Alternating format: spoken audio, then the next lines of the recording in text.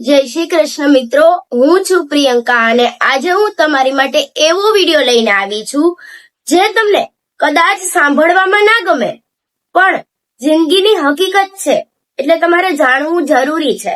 જિંદગીનું કડવું સત્ય એવી વાતો છે જે આપણે સ્વીકારવી ના ગમે, મુશ્કેલ લાગે, પરંતુ એ આપણા જીવનને નવી દિશા આપી શકે છે.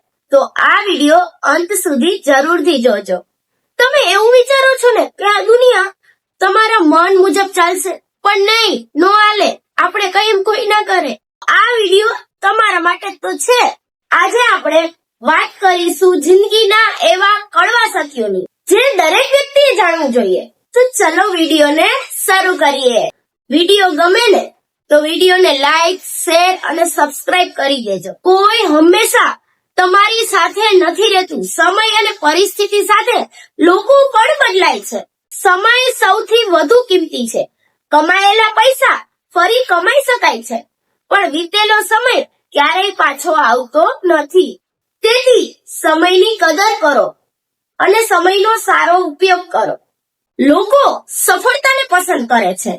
ઘણા લોકો તમારા સંઘર્ષમાં સાથે નહીં ઉભા રહે, પણ તમારી સફળતામાં તમારી સાથે ઉભા રહેશે. અપેક્ષાઓ દુઃખનું કારણ બને છે, એટલે કોઈ ઉપર અપેક્ષા રાખવી નહીં, ઉમ્મીદ ના રાખવી. જેટલી વધારે અપેક્ષા રાખશો લોકો, એટલું જ તમને વધારે દુઃખ મળશે. તેથી પોતાની ખુશી બીજા પર આધારિત ન રાખો. જીવનમાં ભૂલો જરૂરી છે. ભૂલો કર્યા વગર કોઈ વ્યક્તિ જીવનમાં સફળ બનતી નથી. દરેક ભૂલ એક નવું ચેપ્ટર શીખવે છે, નવો પાઠ શીખવે છે. મુશ્કેલ સમય કાયમ રહેતો નથી. ખરાબ સમય જીવનનો એક ભાગ છે. જે વ્યક્તિ મુશ્કેલ સમય સાથે લડે છે એ જ જીવનમાં આગળ વધે છે. તમારી જવાબદારી તમારી જ છે, બીજા કોઈની નહીં. તમારા સપના, તમારી સફળતા અને તમારી નિષ્ફળતા માટે આખરે તમે જ જવાબદાર છો કે તમારે શું કરવું. જીવન બહુ ટૂંકું છે. એક દિવસ બધું અહીંયા જઈ જવાનું છે.